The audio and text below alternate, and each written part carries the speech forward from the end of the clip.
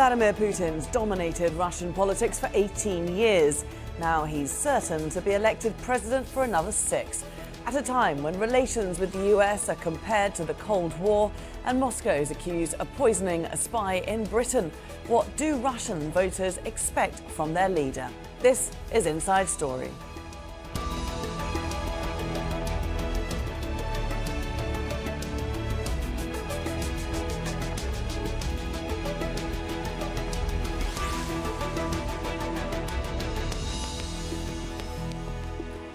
Hello there and welcome to the programme. I'm Laura Kyle. 110 million voters are choosing a president for Russia. The spotlight is on one man, Vladimir Putin. He's led the country for almost 2 decades, either as president or prime minister. Many voters credit Putin, a 65-year-old former KGB spy, with standing up for Russia's interests. But others say there's no alternative. And as Jonah Hull reports, a high turnout will boost the legitimacy of Putin's expected victory. You know there's a presidential election going on because of the banners in the street that say presidential election. And schools are full of adults on a Sunday. Voters are presented with a seemingly vibrant array of choices. 8 candidates, some veteran politicians, there's a communist, an ultranationalist and a former reality TV star who some fancy as a future leader. But not this time. This time the result is not in doubt. This man says he's voting for the father of the nation. Putin, только Putin. I trust Putin and I like the way he rebuilt our country. The array of choice is not all it seems. A series of televised election debates over the past fortnight featuring 7 of the 8 candidates, minus Putin of course, quickly descended into circus-like farce. In fact, circus is a word the Kremlin has used to describe the other 7 election candidates. So it's more a show of democracy than the real thing. Conspicuously absent from the ballot is this man, Alexei Navalny, an anti-corruption lawyer turned opposition figure who's led enormous street protests in the past. He's Putin's most outspoken critic, barred from taking part after a conviction for embezzlement, a charge he says was politically motivated. Navalny has called on his supporters to boycott the election. As the voting day wore on, though, turnout, what the Kremlin really cares about, seemed to be high. So too the number of alleged vote violations reported on social media. Big numbers will add legitimacy to a Putin victory. And it does appear that big numbers have turned out to vote. Jonah Hull, Al Jazeera for Inside Story in Moscow. Well, the people of Crimea are voting for the first time since Russia annexed the region in 2014. Rory Challens reports from Sevastopol. Okay, so I'm going to show you something now which I think is going to put the importance of Crimea in this election in a bit of context. This is a little medal that all the voters who are turning up here at this voting station in Sevastopol are being given. At the top it says Sevastopol, the name of the city, and then underneath it has the date of the referendum in 2014 in which Crimea was reabsorbed into Russia. Now that referendum was always viewed by the international community, by many countries, as essentially the thinnest of democratic veneers for what was essentially an illegal annexation. But here, of course, it's seen as a legitimate view of popular will, essentially. And then on the back of the medal we get "With Russia Forever." Now, although the presidential election here has never been officially linked with the referendum, that's what is in effect happening. So for Vladimir Putin, the annexation of Crimea was one of the central achievements of his last term in office. He spent the last few days before campaigning finished in Crimea, in Sevastopol, thanking Crimeans for their choice. And then this evening, after all the voting is finished on Red Square in Moscow, there's going to be a big event called Russia, Sevastopol, Crimea. So you can see really how important Crimea is in this election campaign. It's never been officially admitted, but that certainly is the case. Rory Challens, Al Jazeera for Inside Story in Sevastopol, Crimea.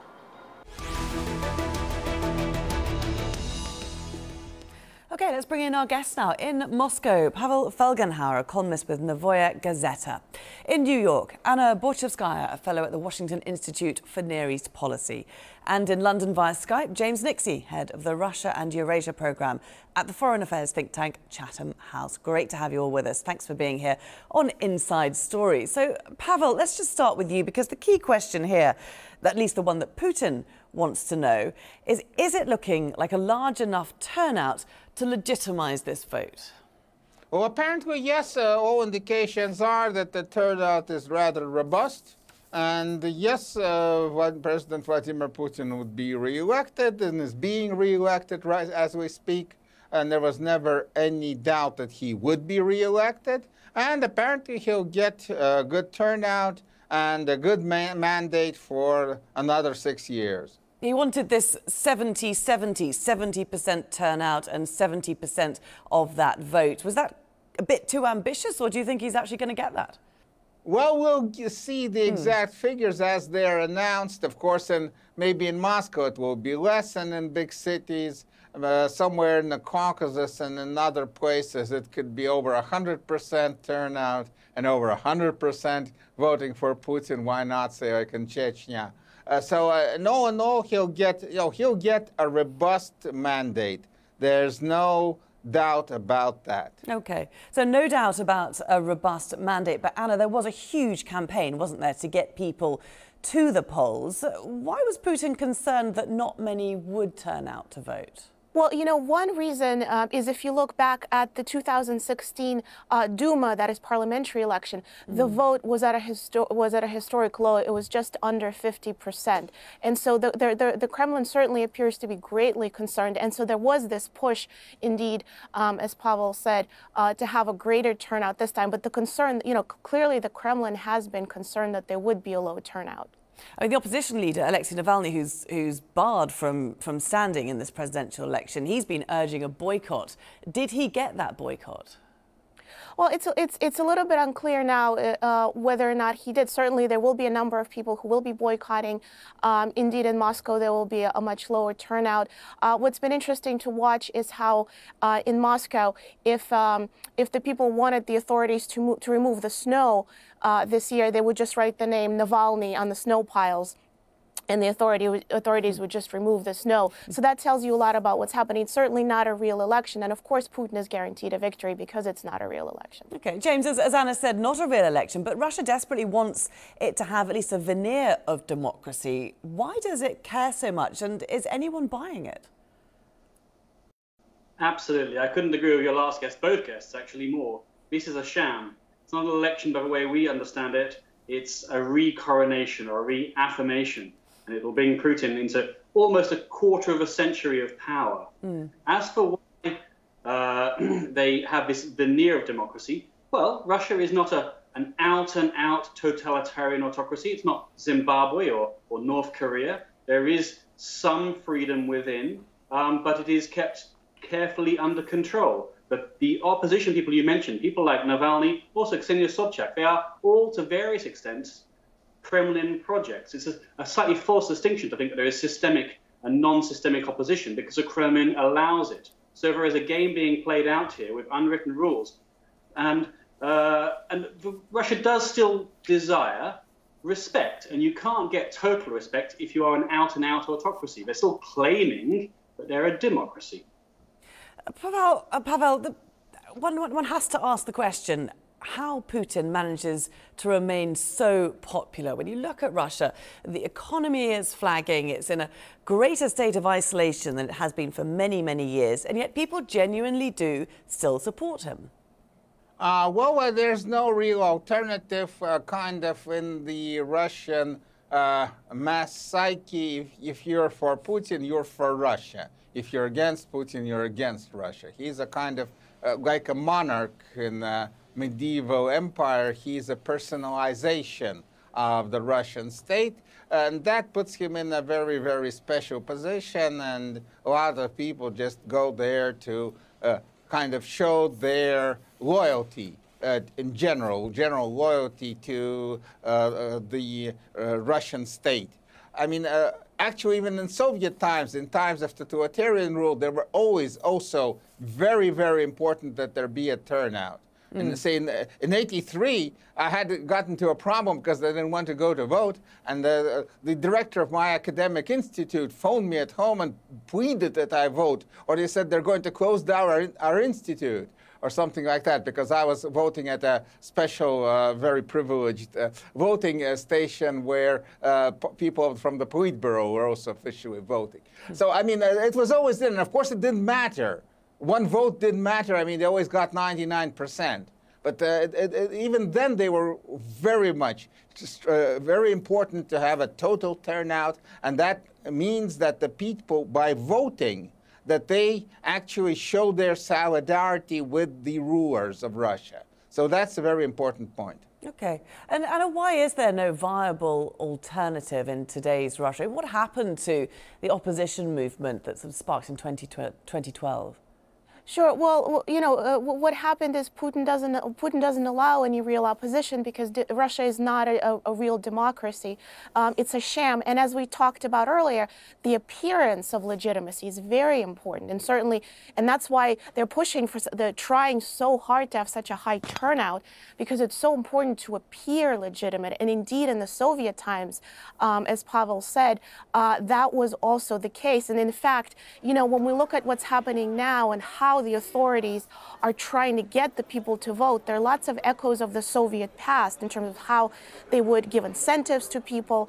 They're just adapted to modern times, but it's still the same strategy. And so, and to get back to your question, the most prominent leader, the heart of Russia's opposition, Boris Nemtsov, was murdered shamelessly in front of the Kremlin several years ago. And so the whole political system is so controlled. At the same time, there's an appearance of opposition, appearance of technology, and appearance of democracy, but that's not what's happening. And Navalny could have, Navalny could have posed a challenge to Putin, and that's why he is barred from running. Do you think we might see a resurgence of Navalny down the road?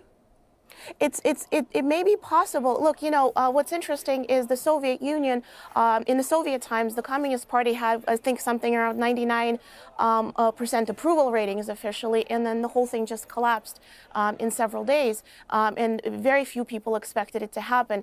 The protest of 2011, 2012 also, I think very few expected such massive uprisings, maybe several thousand people, but not the massive turnout, not the largest protests since the fall of the Soviet Union. So the thing about Russia is, sometimes things really surprise us, and these approval ratings, they just don't mean a whole lot.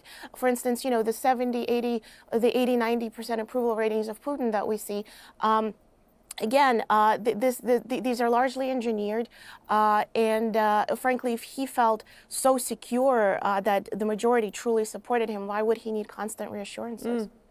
James, we look at the youth in Russia. We've got thousands, as Adam was sort of alluding to then, thousands of young people joining those anti-corruption protests that we saw led by Navalny last year, in March last year. But then there wasn't really any follow-up. There's no sort of groundswell, is there, for revolution amongst even the young people in Russia? Yeah, that's correct. It's a mixed picture, the younger generation in Russia.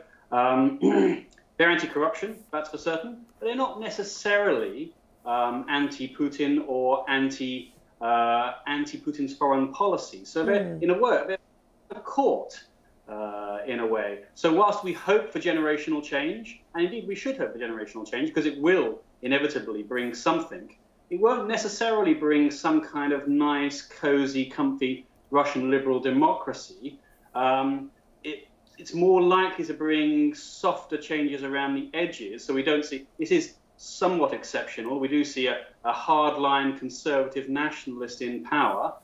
We do see this going back to the election results point. I mean, they're kind of happy with 70%. If you're an out-and-out autocracy, you'd be happy with 99.99%.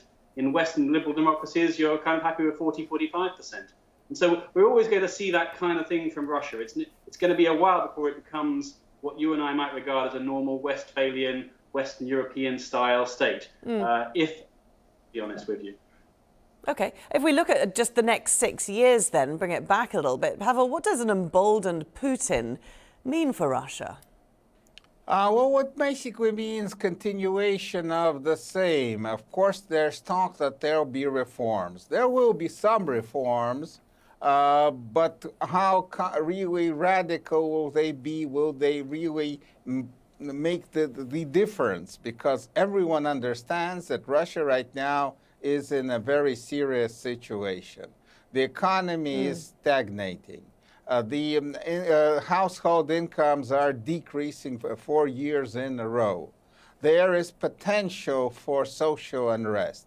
And the Russian ruling elite, this very small group of people, less than 1,000 families, who rule actually Russia, they're also deeply split into there's the so-called, and Putin's government administration is split. There's the so-called party of war, so-called party of peace, who see the future of Russia in very different terms. And Putin is the kind of the arbiter supreme. He unites them. And without Putin, if you take Putin out of the picture, and, well, he's just a mortal man, then suddenly you're going to have a very destabilized Russian ruling class, infighting openly inside itself. As right now, it's infighting, but it's kind of, they all go to Putin and they address him and they put different ideas. And he's trying to find a middle ground, saying, we'll decrease defense spending. At the same time, we'll continue defense spending. We're going to kickstart the economy. So he's trying to make reforms in all directions.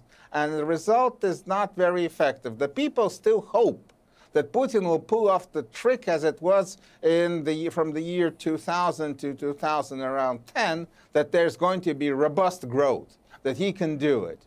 Putin maybe believes that Silanov and Kudrin can pull off the trick and kickstart the economy. But if it doesn't, we're going to be in a very strange situation where on the face of it, it's a very stable regime with full public support, but it's split inside, and Russia's economy not growing, the problems are going to pile up. Yeah, Anna, Putin's pledged to raise wages, fix healthcare, education, infrastructure. I mean, the list goes on. What happens if he can't deliver?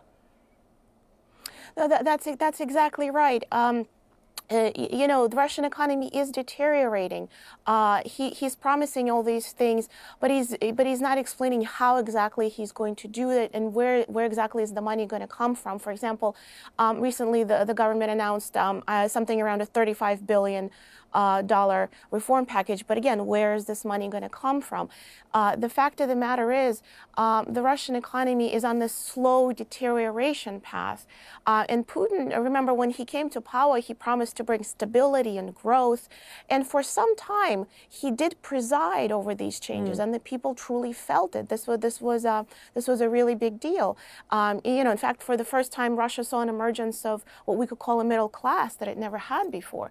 But the question is exactly what's going to happen when Russia's living standards are dropping so low that we're going to be in a similar situation to what we had towards the end of the fall of the Soviet Union, where the system was pretty much bankrupt. Now, I do see some differences between now and the Soviet Union. It's not identical for a number of reasons. But again, it may appear stable, but there's lots of tension underneath. And what I see happening is Putin talking about this increasing wartime mobilization, this wartime rhetoric, increased defense spending.